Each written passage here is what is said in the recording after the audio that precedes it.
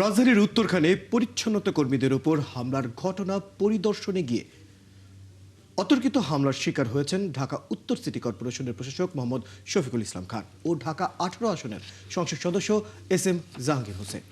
ডিএনসিসির অভিযোগ, Neptune accessories garments মালিক পক্ষের লোকজন এই হামলা চালায়।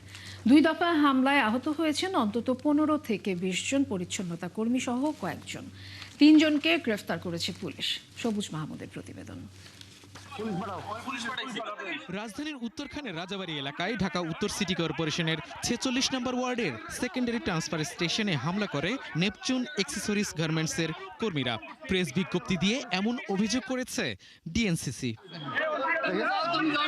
এতে ডিএনসিসির 15 থেকে 20 জন পরিচ্ছন্নতা কর্মী আহত হন।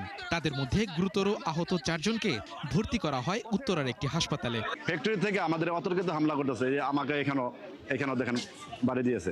ওরা দেশীয় পাইপ, SS পাইপ, দেশীয় পাইপ, ইট পাটকেল, কাঠ এগুলো নিয়ে ভিতরে সন্ত্রাসী বাহিনী নিয়ে বসে আছিল আগে থেকেই।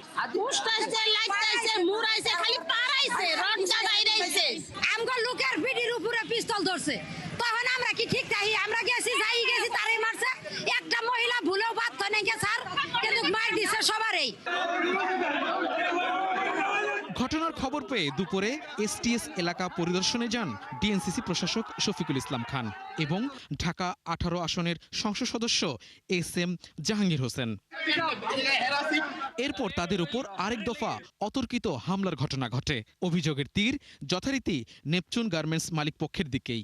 ফ্যাক্টরিতে রেড দিতে হবে, ভিতরে ডাটা আছে, অস্ত্র আছে। ঠিক আছে স্যার, আমরা ভিতরে সন্ত্রাসী এনে রেখে দিবেন অস্ত্রপাতি সহ। জি ভাই, ফাইজলামি না। ঘটনাস্থল থেকে বেশ কয়েকজনকে গ্রেফতার করেছে পুলিশ। পরে পরিস্থিতি শান্ত হলে এলাকায় অভিযান চালায় আইন শৃঙ্খলা রক্ষাকারী বাহিনী। সকালবেলার দিকে আপনার ডিএনসিসি পরিচ্ছন্নতা কর্মীরা আপনার পরিষ্কার পরিচ্ছন্নতা করেছিল। সামান্য বিষয় নিয়ে কথা কাটাকাটি এক পর্যায়ে মনে করেন যে আপনার গায়ে হাত দিচ্ছে। কি হয়েছে ঘটনা জানতে যাওয়ার সময় ওইখানে যাওয়ার পরে আপনার ইট পাটকেল নিক্ষেপ করা শুরু করছে ওই গার্মেন্টস উপর থেকে। ডিএনসিসি প্রশাসক জানিয়েছেন, ঘটনায় দায়ীদের বিরুদ্ধে কঠোর আইনি ব্যবস্থা নেওয়া হবে। সবুজ মাহমুদ, 71, ঢাকা।